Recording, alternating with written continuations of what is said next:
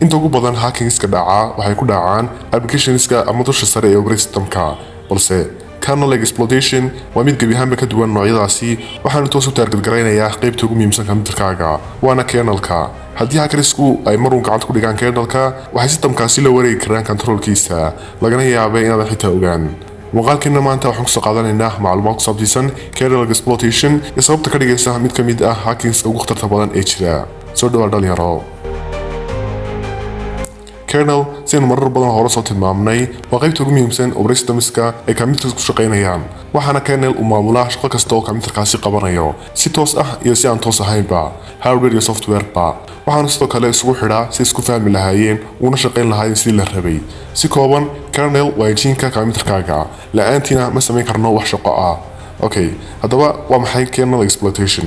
Kernel Exploitation waa hab ah in la soo helo vulnerabilities ama guduleelo uu leeyahay ama yeelan karo OS kernelka lana rabo in lagu exploit gareeyo codes malware ah ama la helo accesska operating systemkasi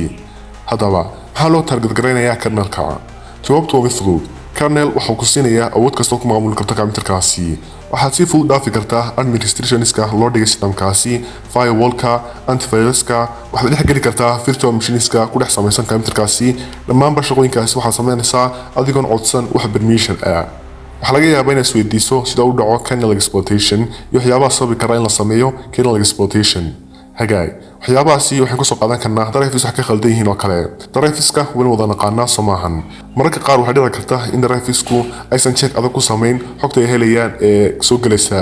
markaasina waxay hackersku sameyn karaan inay driverskaas geliyaan malwares u ogolaanaya inay gaari karaan kernelka waxyaana ka mid ah qaababka loo gaari karo kernelka in la sii maro system calleska oo ah sidii applicationsku ay wax uga codsanayaan kernelka sidayna file soo akhriyaan oo kale markaasi oo kalena haddii system callkaasi uusan samaynin check adag uu ku hubinayo valueda uu qaadanayo waxaa dhici karta in hackersku ay u adeegsadaan inay ku helaan xogo confidential ah oo yaala kernelka hababkaas ayaa ugu caansan kuwa ay hackersku adeegsadaan si ay u gaarhaan kernelka sidoo kale hackerinta kernelku waa mid level ahaan ka sareysa noocyada kale ee hackingka waxaana badan adeegsadaan dowladaha toolska loo adeegsado exploitationka kernelka waxaan ka soo qaadan karnaa QEMU oo loo adeegsado virtualizationka iyo lagu tijaabiyo exploitersku si ay u dhaqmayaan waxaa sidoo kale Kernel Exploitationka loo adeegsadaa toolska reverse engineeringka sida IDA Pro mararka qaar waxyaanaha hackerska ama kooxaha cybersecurity ay samaystaan kernels ay ka dhigaan kuwo vulnerable ah si ay ugu sameeyaan tijaabooyinka la xiriira Kernel Exploitationka haddaba maxaa ka dhigaya Kernel Exploitationka mid ka mid ah weerarada hackingka ee ugu halista badan qodobka ugu muhiimsani waa in vulnerabilitieska kernelku aysan ahayn kuwo si fudud loo patch gareeyo taasina ay keenayso in malwares haddii galaan kernelka ay ku jiri karaan sanado iyagoo aan la ogaan si silent ahna ay u xadayaan xogaha ay rabaan iyagoo aan u baahnayn wax permission ah muuqaalkeena maanta intaas ayuu ku yahay muhiimadda uu soo qaadanay Kernel Exploitationku waa inaan wax ka baranno levelka ugu sareeya ay gaari karaan halista malwaresku